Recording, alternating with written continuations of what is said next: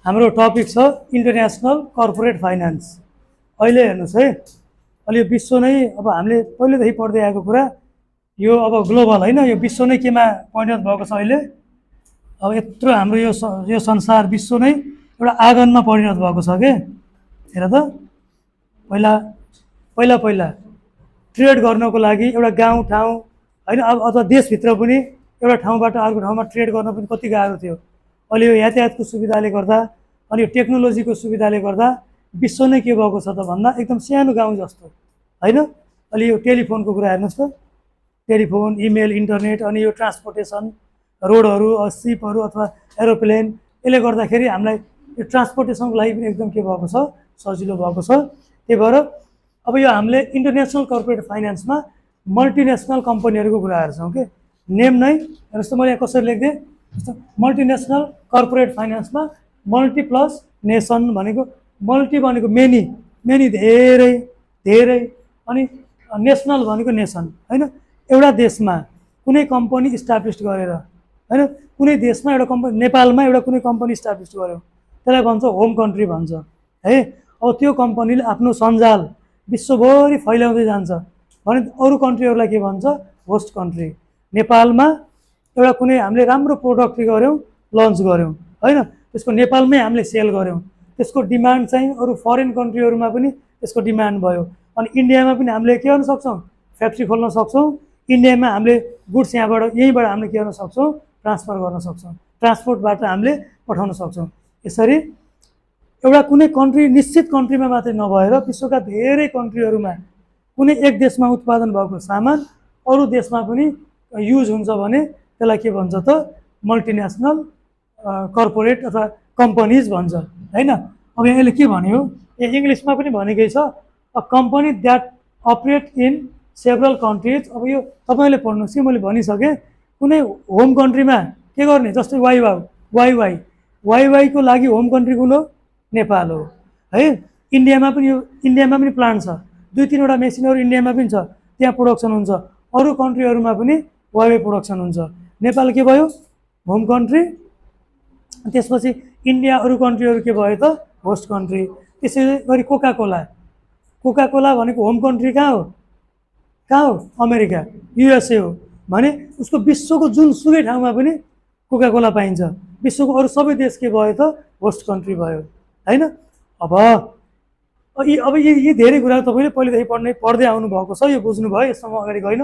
अब किन कम्पनीहरू, हेर्नुहोस् न, कम्पनीहरू किन going global, reason of companies going global, किन कम्पनी जस्तो नेपालमा खुलेको कम्पनी नेपालमा मात्रै उसले सेल्स नगरेर अरू कन्ट्रीमा पनि सेल्स गर्न खोज्छ त, ल भन्नुहोस् त। अब यहाँ पढ्ने है, बजार विस्तार गर्न, मार्केटलाई के गर्न, विस्तार गर्नको लागि होइन। बिजनेसम्यान हो, बिजनेसम्यानले सानो घेरामा खुम्चेर बस्न चाहन्न हो। जति धेरै उसले सेल गर्न सक्छ, जति धेरै मार्केट ठुलो बनाउन सक्छ, त्यति नै उसलाई के हुन्छ त, प्रफिट हुन्छ होइन। र त्यो उसले चाहिँ आफ्नो मार्केट एक्सपान्ड गर्नको लागि, बजार बढाउनको लागि पनि वर्ल्ड वाइज के गर्छ त, सेल गर्छ। कोका कोलाले हेर्नु त, विश्वको जुनसुकै ठाउँमा होइन, सगरमाथाको फेदमा पनि त्यो चिसोमा पनि कोका कोला खान्छन् होला भनेपछि उसको कस्तो स्ट्राटेजी छ हेर्नु त। विश्वको जुनसुकै कुनामा पनि उसले ट्रेड गरेको छ होइन। अल्टिमेटली हामीले कोक किनेको जाने कोसँग, कम्पनीमा जाने हो नि त। ल, अनि अर्को छ आधारभूत स्रोतहरू खोज्न के। जस्तै कम्पनीलाई चाहिने, जस्तै एउटा कुनै कम्पनी, अब र मेटेरियलको कुरा पछि पनि आउला। अमेरिकामा एउटा हर्बल कम्पनी इस्टाब्लिस भयो भने त्यो हर्बल कम्पनीलाई र मेटेरियल चाहिने त के हो, जडीबुटी हो। त्यो जडीबुटी कहाँ पाइन्छ त, नेपाल जस्तो देशहरूमा पाइन्छ। त्यही भएर अमेरिकामा होम कन्ट्री भएकोले नेपालमा के गर्न सक्छ त, त्यस्तै कम्पनी खोल्न सक्छ। आधारभूत सुविधाहरू भनेको नेपालमा लेबर सस्तो पाउन सकिन्छ, नेपालमा र मेटेरियल भनेकै ठाउँमा हेर्नु त, यार्सा गुम्बाहरू, जटामसी, कति धेरै हर्बलहरू छ। यसलाई यहाँ खोजेर उहाँ पुर्याउनु भन्दा त यही प्लान्ट इस्टाब्लिस गर्ने भने के हुने भयो, सजिलो हुने भयो कम्पनीलाई, कस्ट कम लाग्ने भयो। त्यसै गरी इन्डियाको यो पतञ्जलीले नेपालमा कति बिघा जग्गा नेपाल सरकारसँग एग्रिमेन्ट गरेको थियो, त्यो विवादमा पनि आउन लागेको छ। उसले किन त्यो गरेको भन्दा नेपालमा उसले ठुलो सम्भावना देख्यो। नेपालमा जहाँ पनि जडीबुटी छ पाहाडतिर होइन, त्यो उसले नेपालमै प्लान्ट खोल्छु भनेर त्यो अध्ययन गरेको थियो। अब त्यो कहाँ पुग्यो, के पुग्यो, सरकारसँग विभिन्न विवाद पनि चलिरहेको छ। त्यसै आधारभूत सुविधाहरू आधारभूत स्रोतहरू खोज्नको लागि पनि कम्पनीले के गर्छ, मल्टिनेसनलमा जाने प्रयास गर्छ। अनि अर्को छ नयाँ प्रविधिहरू खोज्न। जस्तै नेपालमा हामीले कुनै कम्पनी खोल्यौँ, अब हेर्नुहोस् त हामी चाइनामा गएर त्यो कम्पनी खोल्यौँ भने चाइना त टेक्नोलोजीमा हामीभन्दा त 100औं वर्ष अगाडि छ। त्यहाँ चाहिँ के हुने भयो, नेपालमा हामीले ट्रेडिसनल्ली गर्ने काम चाइनामा अब के हुन्छ त, त्यहाँ रोबोटले होइन अथवा त्यो नयाँ टेक्नोलोजी अनुसार हामीले के गर्न सक्छौँ त, छिटो र सस्तोमा त्यही सामान के गर्न सक्छौँ, त्यहाँ प्रोडक्सन गर्न सक्छौँ। अनि अर्को छ क्षमता वृद्धि गर्न, होइन र?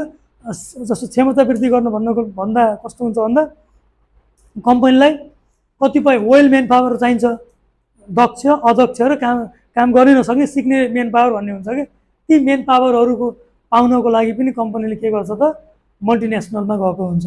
अरू छ राजनैतिक यो के अरे एभोइड पोलिटिकल इनस्टेबिलिटी भन्छ, राजनीतिक अस्थिरता। जस्तो नेपालमा हेर्नुहोस् न, प्रत्येक 6 महिना 5 महिना 1 वर्षमा के हुन्छ त, सरकार चेन्ज हुन्छ, सरकार चेन्ज हुन्छ, पोलिसी चेन्ज हुन्छ, फेरि अर्को सरकार आउँछ, अर्को पोलिसी ल्याउँछ।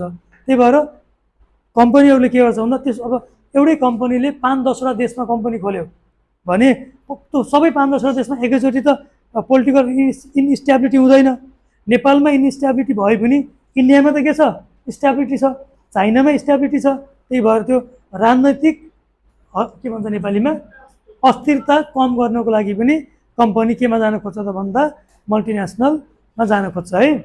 अर्को छ कानुनी भार हटाउन।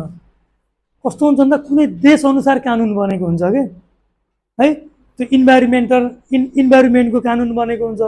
जस्तै रुखहरू काट्न पाइँदैन होइन, जस्तै हाम्रो देशहरूमा हेर्नुहोस् न, सबै जनावरहरूलाई काटमार गर्न पाइँदैन होइन, कतिपय छ नि त।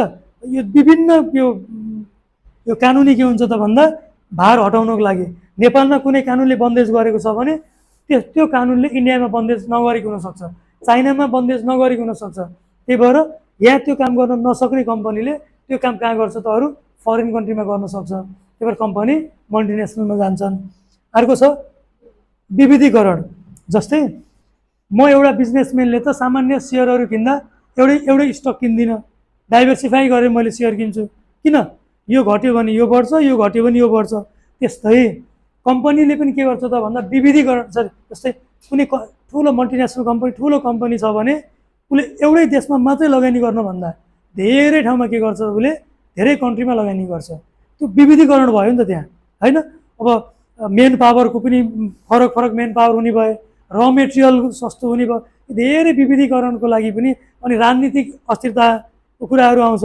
यी विविधताको लागि पनि कम्पनीले के गर्छ त भन्दा कम्पनीहरू मल्टिनेसनलमा चाहिँ गएको पाइन्छ है त। ल अब अर्को छ, अब हेर्नुहोस् हामीले के बुझ्यौँ भन्दा मल्टिनेसनल कम्पनी बुझ्यौँ। अब मल्टिनेसनल कम्पनीले त यहाँ कम्पनी खोलेको छ, यहाँ प्रोडक्सन गर्छ, अमेरिकामा बेच्छ, इन्डियामा प्रोडक्सन गर्छ, नेपालमा बेच्छ होइन। नेपालको बिजनेसम्यानले इन्डियामा प्रोडक्सन गर्छ अनि नेपालमा ल्याएर त्यही सामान बेच्छ। कस्तो चेन्ज छ। अब यो ट्रान्जेक्सन गर्नको लागि त नेपाली रुपियाँले भयो र भएन नि त, इन्डियन रुपिजले भयो र भएन। नेपालको करेन्सी त नेपालभित्र मात्रै चल्ने हो, इन्डियाको करेन्सी त इन्डियाभित्र मात्रै चल्ने हो, जापानको करेन्सी त जापानमा मात्रै चल्ने हो।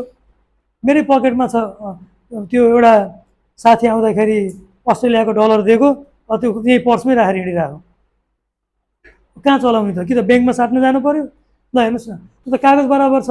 त्यही भएर अब यो इन्टरनेसनल्ली ट्रेड गर्नको लागि के चाहियो त, हामीलाई एउटा फिक्स करेन्सी चाहियो।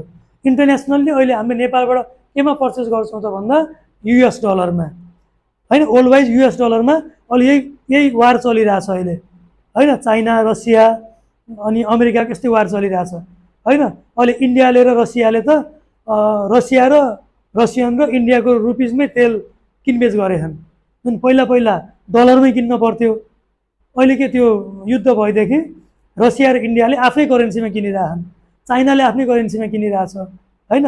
यसरी अब डलर ब्याक भयो भने अरू करेन्सी पनि अगाडि आउने चान्स हुनसक्छ। तर अहिले नर्मल्ली सबै वर्ल्डलाई कसले लिड गरिरहेछ त भन्दा डलरले के गरिरहेछ, लिड गरेछ। हामीले केही अनलाइनमा सामान मगाउनु परे पनि केमा पेमेन्ट गर्नुपर्छ, डलरमा। Alibaba.com त चाइनाको, त्यसमा पनि हामीले सामान किन्यौँ भने केबाट पेमेन्ट गर्नुपर्छ, डलर कार्डबाट पेमेन्ट गर्नुपर्छ। एमाजोन त ल अमेरिकाकै हो हैन। फ्लिपकार्ट त इन्डियाकै हो, फ्लिपकार्टमा पनि हामीले डलरबाट पेमेन्ट गर्नुपर्छ। यसरी यो इन्टरनेसनली ट्रेड गर्नको लागि हामीलाई एक्सचेन्ज रेट चाहिन्छ है। त्यो एक्सचेन्ज रेट अब यहाँ हेर्नु त, एक्सचेन्ज रेट कोटेसन एउटा एकदम बुझ्न पर्ने थ्योरी आउँछ। डाइरेक्ट कोटेसन, इन्डाइरेक्ट कोटेसन र क्रस रेट। अनि अर्को ब्याङ्कको पनि छ, त्यसले पढ्नु पर्दैन तपाईँहरूले। डाइरेक्ट कोटेसन भनेको के रहेछ हेर्नुहोस् त। डाइरेक्टलाई मैले यहाँनिर इङ्ग्लिसमा पनि छ, नेपालीमा एकदम बुझाउँछु मैले। यहाँ हेर्नुहोस्, एक एकाइ विदेशी मुद्रा खरिद गर्न आवश्यक पर्ने स्वदेशी मुद्राको परिणाम। इन्डियाको एक रुपिज लिनको लागि, इन्डियन 1 रुपिज लिनको लागि नेपाली कति चाहिन्छ? के अरे विदेशी 1 लिनको लागि, विदेशी पर लिनको लागि। डाइरेक्ट कोटेसन भनेको के अरे विदेशी करेन्सी परमा इन्डियाको 1 रुपिज लिनको लागि नेपाली कति चाहियो? 1.60। अमेरिकन 1 डलर लिनको लागि, युएस डलर 1 लिनको लागि नेपाली कति चाहियो? 154.05। अब यो अहिलेको रेट हो, त्यो त रेट त तलमा, जस्तो इन्डियाको लगभग कन्स्टेन्ट छ हाम्रो, र डलरहरू प्रायः जसो तलमाथि भइरहेको छ। भनेको डाइरेक्ट कोटेसन के रहेछ अरे फरेन करेन्सी 1 लिनको लागि, पर्चेस गर्नको लागि, किन्नको लागि नेपाली कति चाहिन्छ भन्नु नै के रहेछ डाइरेक्ट कोटेसन। नेपालको लागि, इन्डियाको लागि फेरि विदेशी 1 लिनको लागि इन्डियन कति चाहिन्छ? अहिले हामीले नेपालको पर्सेप्सनबाट हेरौँ, हेर्नुहोस् है। डाइरेक्ट कोटेसन भनेको के रहेछ अरे इन्डियाको सँग, इन्डियाको 1 रुपियाँ पर्चेसिङ गर्नको लागि हामीलाई कति चाहियो? नेपाली 1.6। क्लियर? मैले दुईवटा इक्जाम्पल दिएको छु। अब इन्डाइरेक्ट कोटेसन भनेको के रहेछ फेरि एक एकाइ स्वदेशी मुद्रा। नेपाल हामी स्वदेशी होम कन्ट्री नेपाल, 1 रुपियाँ नेपाली लिनको लागि इन्डियन कति चाहियो? नेपाली 1 रुपियाँको लागि इन्डियन कति चाहियो? 0.625। अब कति आउँछ? मैले 0.62 लेखेँ। के अरे यो इन्डियाको 1 रुपियाँ किन्नको लागि नेपाली कति चाहियो भनेको डाइरेक्ट। इन्डाइरेक्ट भनेको के रहेछ अरे नेपाली 1 को लागि होमको 1 को लागि फरेन कति चाहियो। अथवा अर्को इक्जाम्पल, नेप्लिज 1 प्राप्त गर्नको लागि डलर कति चाहियो? 0.00065 चाहियो है। यसरी तपाईँले डाइरेक्ट र इन्डाइरेक्टको बारेमा बुझ्नु पर्यो। क्लियर? ल अब अर्को छ cross over rate. Cross rate over नभरौँ, cross rate, cross quotation. Cross quotation अब यहाँ त दुईटाको मात्रै एक्सचेन्ज भयो, डाइरेक्ट र इन्डाइरेक्टमा के भयो? दुईटाको मात्रै भयो। क्रसमा के हुन्छ? धेरै रेटहरू हुन्छ त्यहाँ। नेप्लिज छ, इन्डियन छ, युएस छ, चाइनिज छ, जापानिज छ। भने अब हामीले त्यो सबैकोबाट दुईटाको क्रस रेट निकाल्छौँ भने त्यसलाई भन्छ क्रस, धेरै रेटबाट हामीले दुईटाको एक्सचेन्ज रेट निकाल्छौँ भने त्यसलाई के भन्छ? Cross rate. अब यसको लागि नम्बर 1 फर्मुला, क्रस रेट जहिले पनि हामीले यो इन्डाइरेक्ट कोटेसनबाट गर्छौँ। कहिलेकाहीँ तपाईँ कन्फ्युज हुनुभएछ भने 1 लाई डिभाइड गरिदिएपछि डाइरेक्ट कोटेसन भन्छ। यो तलको अहिले जान्न परेन। क्रस रेट भनेको प्रोडक्ट अफ, यो जहिले पनि इन्डाइरेक्टबाट गर्छौँ है हामीले। इन्डाइरेक्ट भनेको यो यहाँ मैले इन्डाइरेक्ट पढाएको थिएँ नि, त्यही कोटेसनबाट हामीले के गर्छौँ? क्रस रेट निकाल्छौँ। क्रस रेटको फर्मुला के रहेछ अरे प्रोडक्ट भनेको मल्टिप्लाई, प्रोडक्ट अफ, यता एलएचएस हुन्छ, यता आरएचएस हुन्छ। आरएचएसलाई एलएचएसले के गर्छौँ? डिभाइड गरेपछि यसको एन्सर आउँछ। एकदम सजिलो छ, सबैले गर्न सक्छ। क्लियरली बुझ्यो?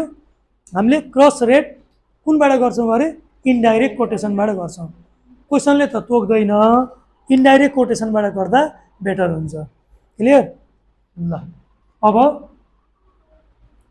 2 नम्बरमा spot rate and forward rate. On the spot भन्छ नि, आजको त्यो दुईटा करेन्सी बिच आजको एक्सचेन्ज रेटलाई के भन्छ? स्पोट रेट भन्छ। भने फ्युचरमा निश्चित मूल्यमा सम्झौता भएको छ भने त्यसलाई के भन्छ? Forward rate. किन? यो त खरिद दर र बिक्री दर त चेन्ज भइरहन्छ प्रत्येक दिन। नेपाल राष्ट्र ब्याङ्कले इन्डियाको खरिद दर कति, बिक्री दर कति, अमेरिकन डलर खरिद दर कति, बिक्री दर कति, त्यो प्रत्येक सुनको, चाँदीको होइन। अनि त्यसपछि यो करेन्सीहरूको राष्ट्र ब्याङ्कले निकालेको हुन्छ।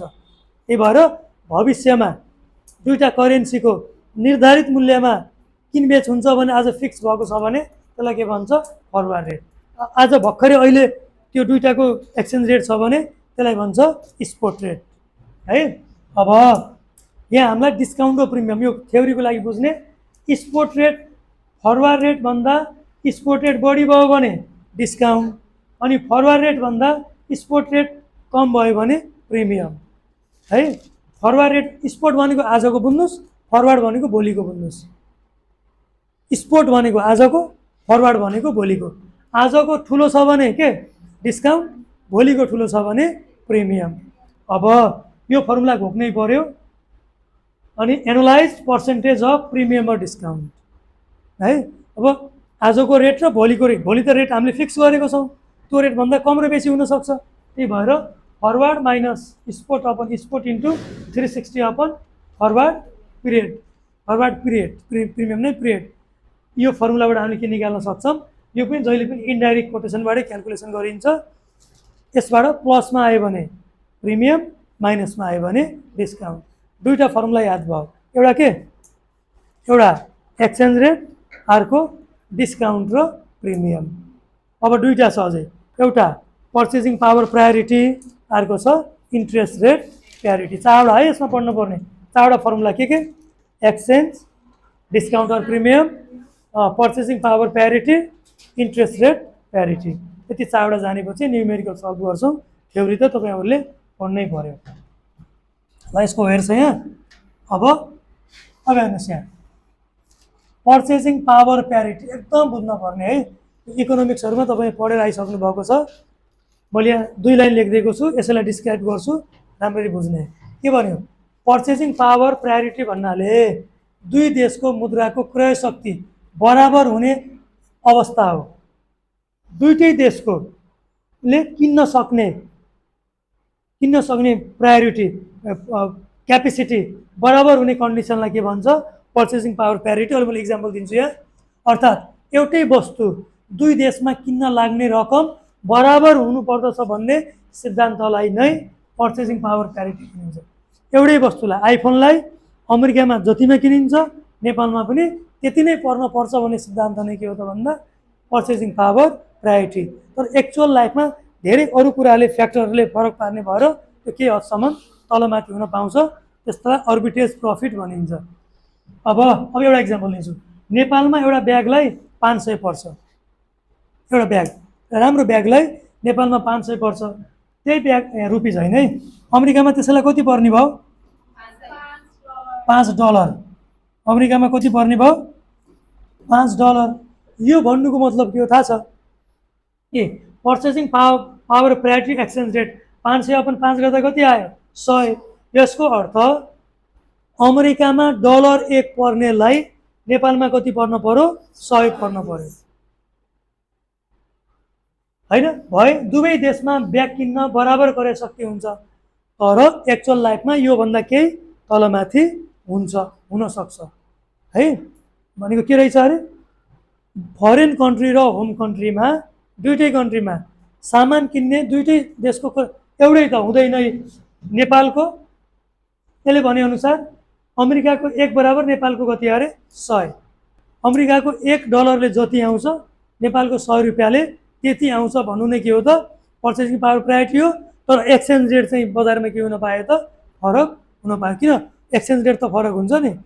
ल यो कुनै एउटा प्रोडक्टको यसरी गरियो हामीले है त।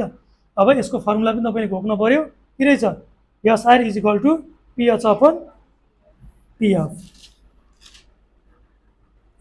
यो याद गर्ने, spot exchange rate between home country and foreign country, अनि PH भनेको the price of goods in domestic भन्नु र होम कन्ट्री, अनि F भनेको फरेन कन्ट्री।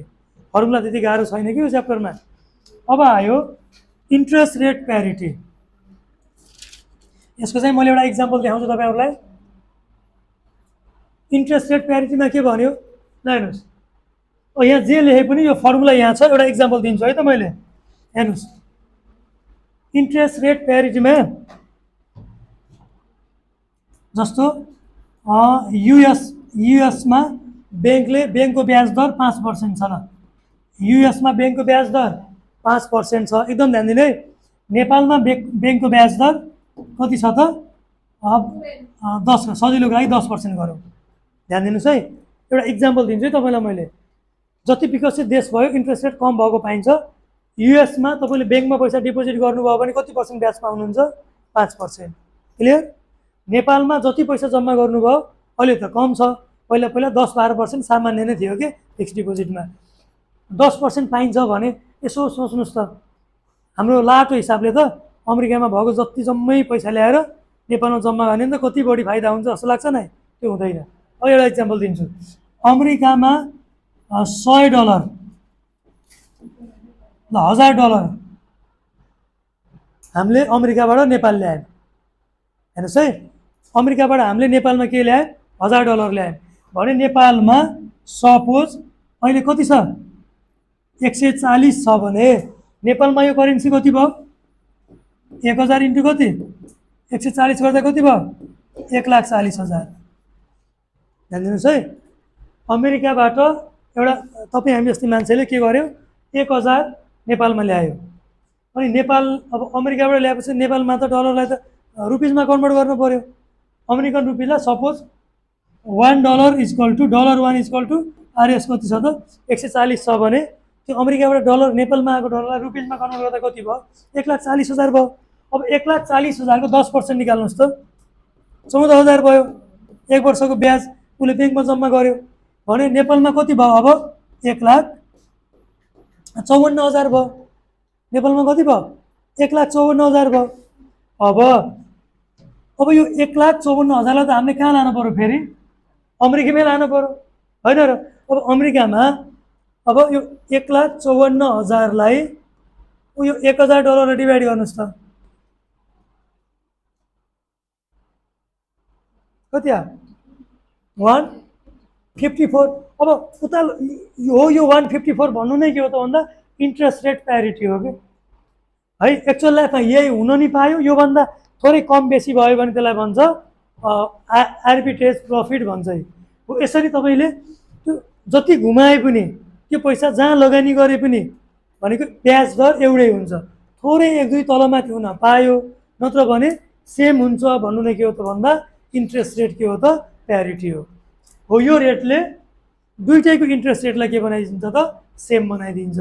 भन्नु नै के हो त भन्दा इन्ट्रेस्ट रेट प्यारिटी हो। अब यसमा फर्मुला छ FR/SR इन्टु 1 + KH/1 + KF। अनि एउटा कुरा सम्झिने है, यहाँ फरेन कन्ट्री र होम कन्ट्री चिन्नुपर्छ हामीले। नेपाल हुँदैमा होम भन्ने हुँदैन, प्रायः जसो त नेपाललाई नै होम मानौँला।